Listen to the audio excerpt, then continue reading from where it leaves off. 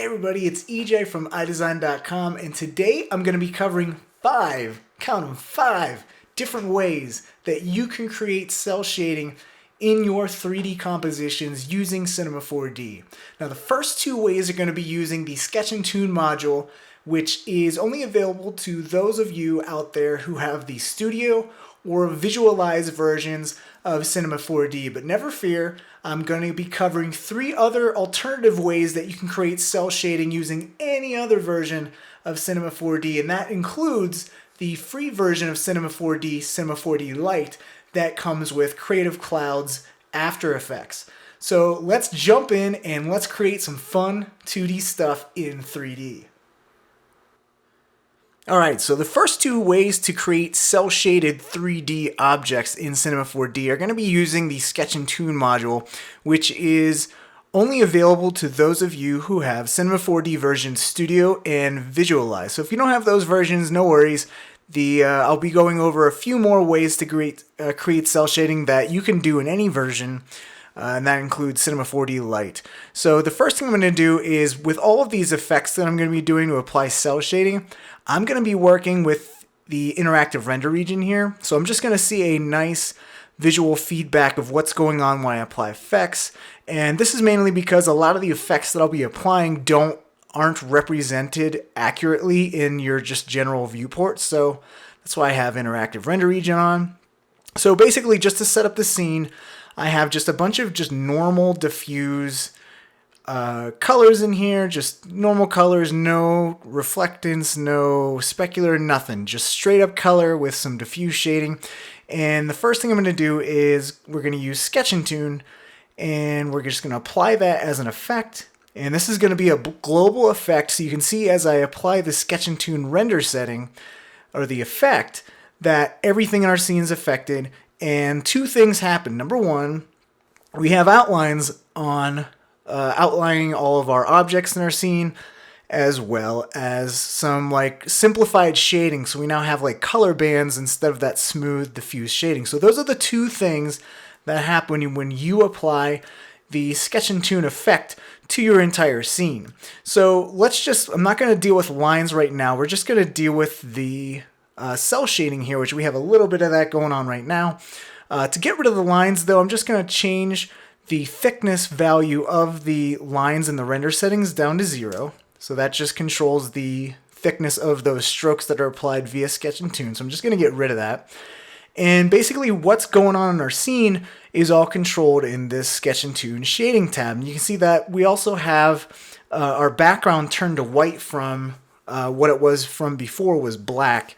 So two things happen. We have this background color that's applied, and we also have our shading quantized down to 6 shades of color. So you can see that's why we went from that smooth, diffuse shading, and the Sketch Toon just kind of changed that into 6 bands of colors. So you can see we got 6 bands of colors going on with most of our objects here, and we can control that very easily by just, decreasing the quantized number. So we're limiting the shades. So now we can have like super cel shaded kind of stuff. And this is very limited because you can't really control where your specular highlights are or anything like that. But you can crank this up even more, and you see we have a lot of more banding going on. So that is just the quantized model.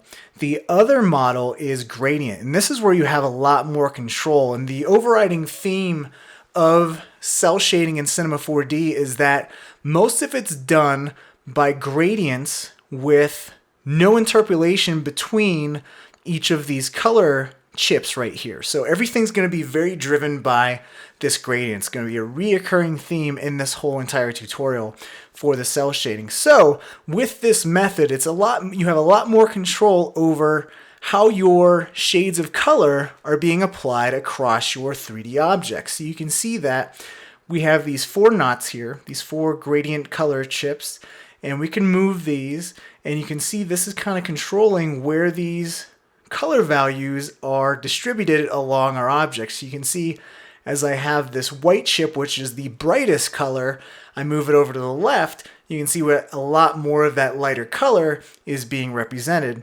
And if I bring all these color chips to the right though, you're going to see all of the darker colors are being represented.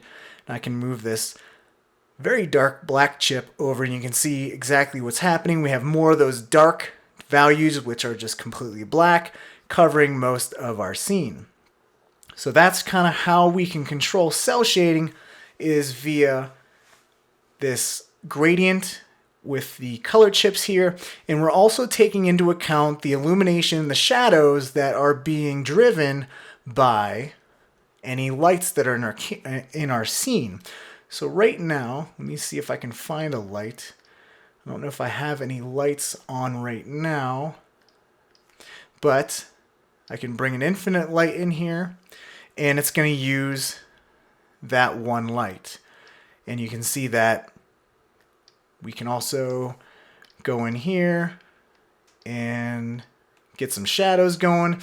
And this is very important because most of the light sources that I'm going to be using is an infinite light with hard shading, with hard ray trace shadows. Because if I just have soft shadows here, you're going to see that it kind of works okay, but it's kind of smudgy and blobby. So typically I'll just go hard shading with hard shadows, so we got nice crisp shadows there.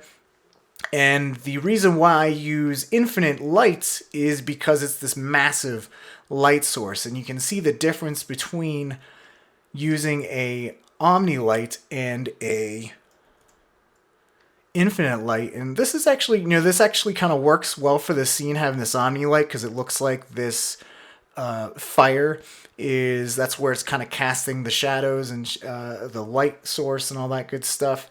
So I'll turn on hard shadows here too.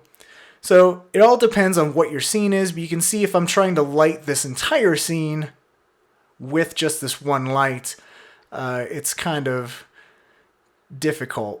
But typically I'll use an infinite light because it's cast this huge massive light source. All of the light, all of the objects are being shaded kind of similarly.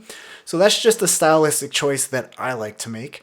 So that is using the Sketch Toon render settings. Again, this is a global option for applying the same kind of cel shading to every single object in your scene. But if you want a little bit more control, that's where another little handy cel shading tool comes in handy, and that is the Cel Shader. So I'm just going to go, and this is the tree right here, so this tree material. I'm going to turn off this color channel, and I'm just going to go in the luminance, blow out what's in here, and let's actually just copy this color channel in there just for the time being. So that's all these two trees right here. I'm affecting those two. So I'm just going object level here. And what we're going to do is load up in the Sketch Toon module the Cel Shader. Now this is going to be, you're going to be able to apply cel shading to individual objects. So it's a little bit more control over that global Sketch Toon effect option. So same kind of thing. Again, we got our old friend, the no interpolation gradient here. And you can see that when I twirl down that little arrow.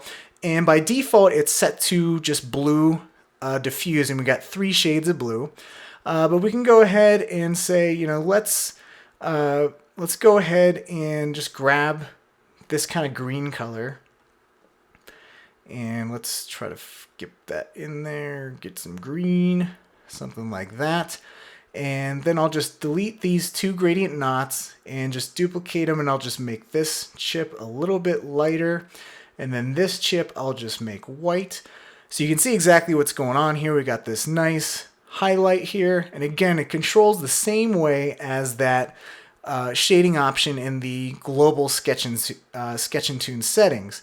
But the main difference is by default with the Cel Shader, we have a light in our scene, but actually it's not, our Cel Shader is not using the light because we don't have lights turned on. So right now by default it's using our camera as a light source. So the camera view is just shining this bright light just head on, and most of the time it doesn't look that good. So what I'm going to do is just turn off camera, and now it's not using any light source at all.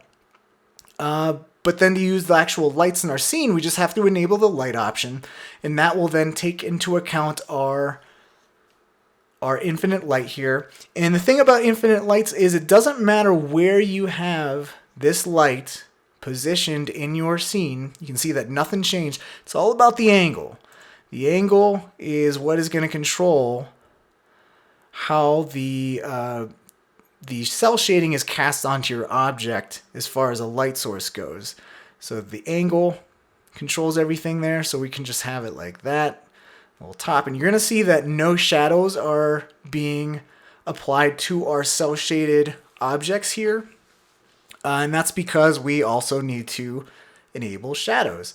So once I turn on the shadows there, you can see that we now have that shadow going on. We have different shadow modes we can use. Right now it's just multiplying on top of the color values we have here.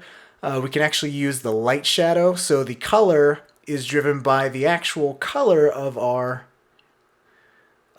shadow here.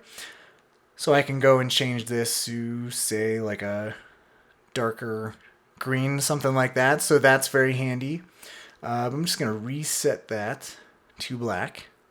So we have a few different options here, but basically this is how you can create cel shading on individual using individual textures and apply them to individual objects. So again, this has a lot more control versus the global Sketch and Toon options. So those are the two ways using Sketch and Toon module to create cel shading. So the next example I want to show is using two different kind of lights. So this is going to kind of be recreating the global Sketch and Toon effect that applies the same level of shading, cel shading to everything in our scene. And the way I'm going to do this is by using two lights. It's very simple. This method is useful for people who have any other version of Cinema 4D, including Cinema 4D Lite. So how does this method go? So right now, let me just go into interactive render region here. You can see that we have no lights in our scene, but I can bring a light in here. Just a typical Omni light. I'm just going to position this straight ahead in our scene. You can see we have all this diffuse shading and all that good stuff, but it doesn't look all that great, right? It doesn't look like cel shading or anything at all yet. But what we're going to use this Omni light for is to kind of cast a equal level of light throughout all of our objects. So it's basically what we want to do is with our materials, again, these are just materials with just some basic diffuse and a little bit of just default specular to them. So just basic materials with just different colors loaded up. And what we want to do is make them all luminant, right? Because that's basically what we're doing with the cel shader and everything else is we're loading in cel shaders to our luminance channel. And the way we can do that using a light is by using the ambient illumination option here. And you can see that when I turn that on, we just have flat colors. So we're just getting the actual colors that are loaded into our color channels of each of our textures, and it's just flat. We have no longer do we have any diffuse shading at all. So this is the first step. That's our first light. I can just rename this ambient illum so we know what's going on there. So the next step now is to actually go ahead and create a second light. And again, I love using infinite lights for cel shading. So I'm just going to grab an infinite light. And you can kind of see how with that second light in there, this second infinite light, we're kind of getting some shading back. But everything's kind of blown out. All of our colors are blown out. So we can kind of bring down this intensity of our ambient illumination light here. And you can see we're getting a little bit closer. But the thing is, especially on our trees here, we still have a ton of diffuse shading. So the one thing we can do to then really add some contrast and crunch these diffuse colors down to a cel shading type of look to our all the objects in our scene is by going into the details tab here, and we have this contrast option, which I know is kind of weird. Like, why would you have a contrast option on a Lite, but actually it's very useful for cel shading, because what we can do is if I bring up this contrast to 100%, you can see what that does is kind of does like a curves, crushing those color values down, or those shading values. So I'm just going to zoom in to this tree, and you can see the difference between 0% contrast and 100%. We're kind of really clamping down and crushing those dark levels. So what I'm going to do is just really crank up the contrast, and you're going to see when I bring this up to 200, you can now see that, hey, we got some just crunched 3D or cel shaded shading on our objects here. We can crank this up even more and really just pare that down. And on this tree trunk here, let's see, the cylinder right here, we can actually just turn off this reflectance, and that should fix that a little bit. There we go. So you can see that we now have the cel shading effect. We are kind of really bright though. We have our colors blown out. So again, we can just go and bring this color down. And again, we can change the angle of this light. So this is kind of a little bit of a hack to add some quick cel shading to our entire scene here by using two lights. We can also use an omni light as well with this kind of option. You can see we have a little bit more control here, something like that. And again, we can use some hard ray trace shadows to get some shading in here. So that looks really nice, right? And I'm actually just going to go back to infinite light here. And you can see that by using two lights, one with ambient illumination turned on and one with some contrast in the details tab, we basically just kind of recreated that whole Sketch Toon effect that is applied globally. Now you cannot really affect how many shades are being shown. Basically, you're just limited to two shades. You're limited to the bright color and then a darker shade of that color. So if you want like a two-toned Sketch Toon or cel shaded kind of look, this is a good kind of hack to create your cel shading throughout your whole scene. So we also want to be able to have object level control like we did with the Sketch Toon Cel Shader with our scene. So that's what I'm going to be going over now. So basically we just have this diffuse shading material here, just a little magenta color loaded up. I'm going to go into interactive render region, and basically we're going to hack together some effects in Cinema 4D that will recreate the Sketch Toon Cel Shader. So what I'm going to do is just double click on this material. And again, with most of our basically all of our cel shading, all of our stuff, all of our colors and cel shading is going to happen in this luminance channel. So what I'm going to do is just copy this color and just turn on the luminance. And what I want to do, actually I didn't need to copy that color. What I'm going to do is load up some specular into the luminance channel. So what I can do to do that is load up my Lumas channel. And you can see that we just loaded up a specular channel in a luminance shade, or in the luminance channel, which is very useful because now we have like a diffuse shading in a bright luminance channel that we can now, if I turn off all this active stuff, we can kind of hack the Lumas shader, which is usually used for like brush mellow effects, and use it to create a hack together cel shader.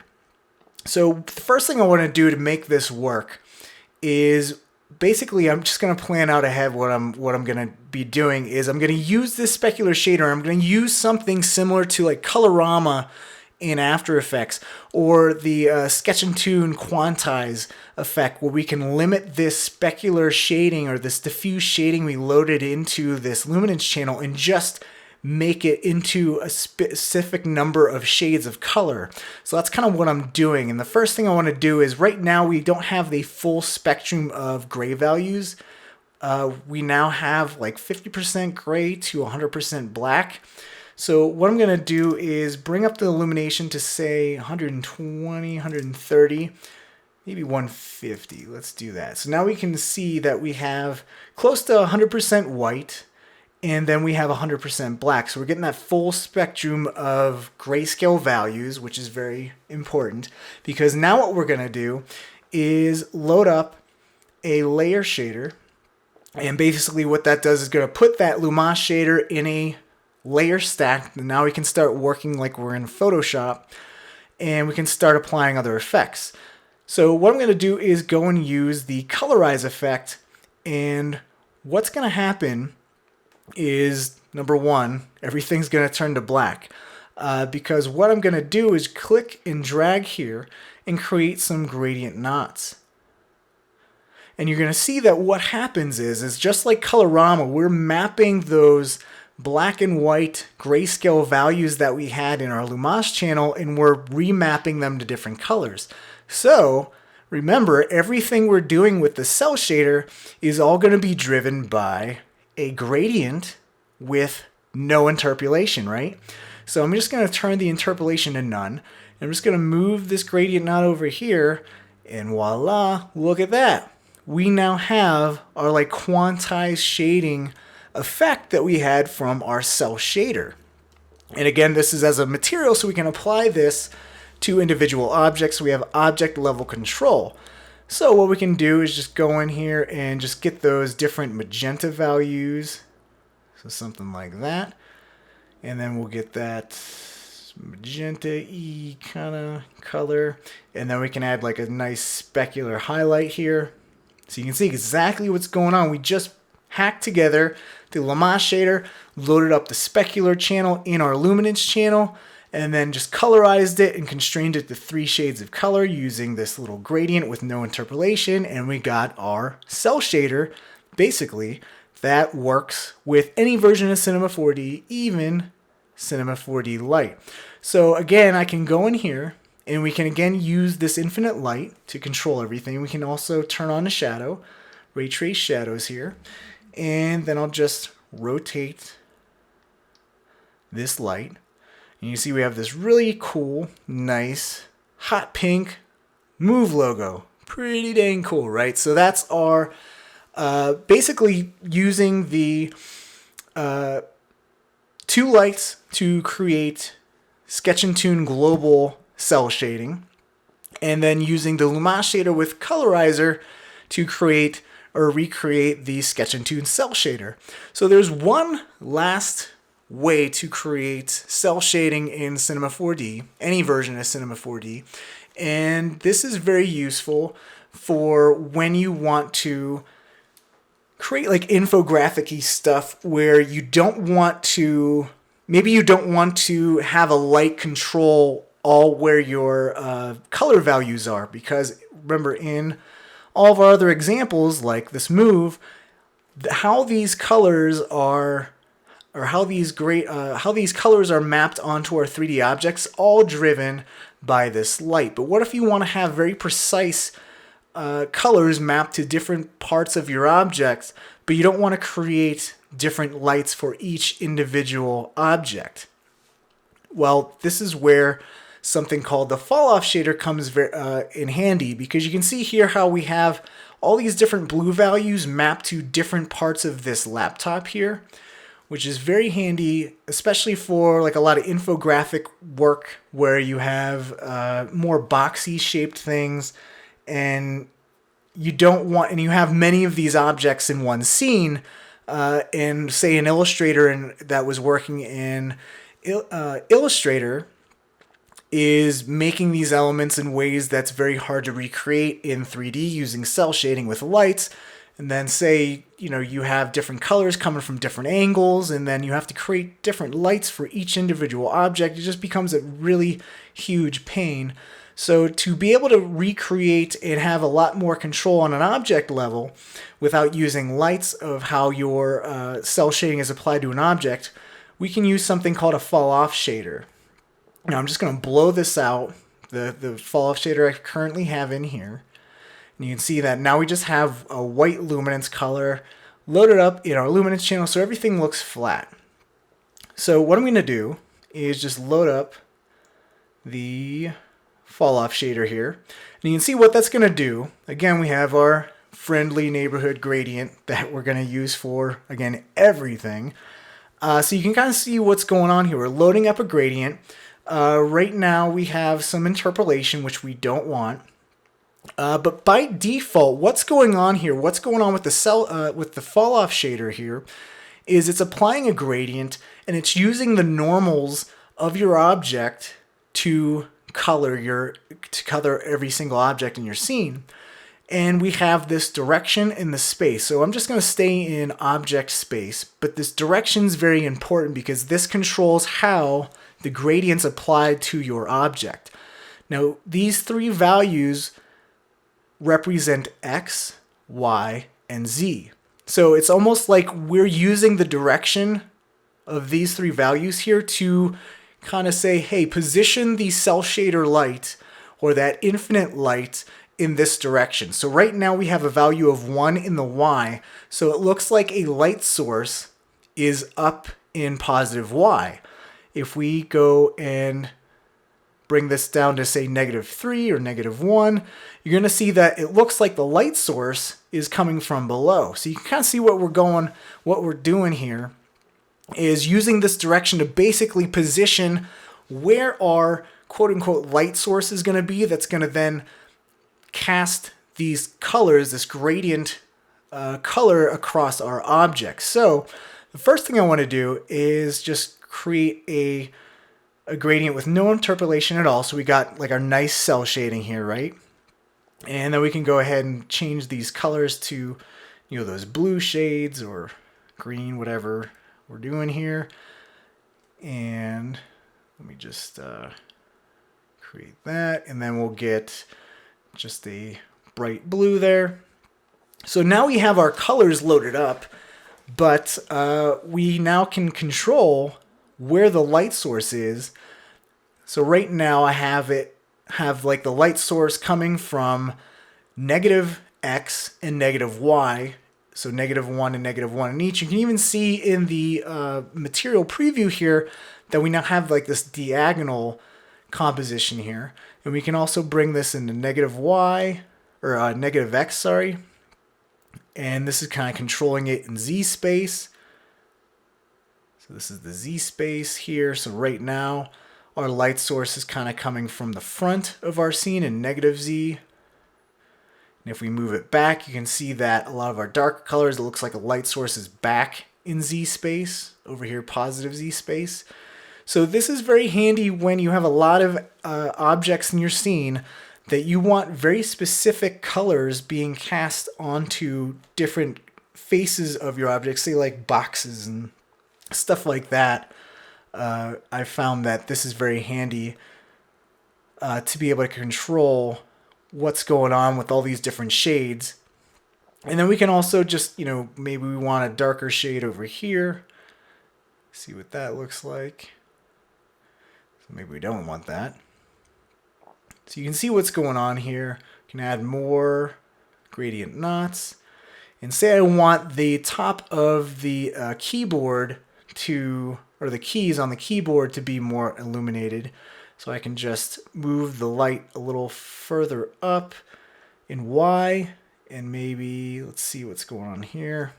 Let's actually bring it more -Z space so our light source is a little bit more to the front. And you can see that this is very predictable how this is working. Again, you're kind of just pushing these values in different directions to kind of act as the light source in how these color values are mapped onto your individual objects. So right now I'm just adjusting the Y, and probably want the Y up a little bit. So something like that, right? And then we can just manually adjust these knots, and that's going to kind of change how those colors are mapped onto our object, just like the Cel Shader, just like that colorizer, only we're not using any lights in our scene, which is kind of very interesting and useful. So there we go. We got 5 ways to create All right, so there you go. 5 different ways to create cel shading in Cinema 4D. So you guys have a lot of options there. So what I want you to do is to go out and try all these different methods. If you have any questions, be sure to hit it in the comments section. And if you make anything, I definitely want to see it, so share it with me. Thanks again for watching. And remember, if you liked this tutorial, be sure to like it. Smash that like button. And be sure to subscribe so you can keep up to date with all the latest Cinema 4D training and tutorials that I pump out. Thank you guys so much for watching. I'll see you in the next tutorial. Bye, everybody.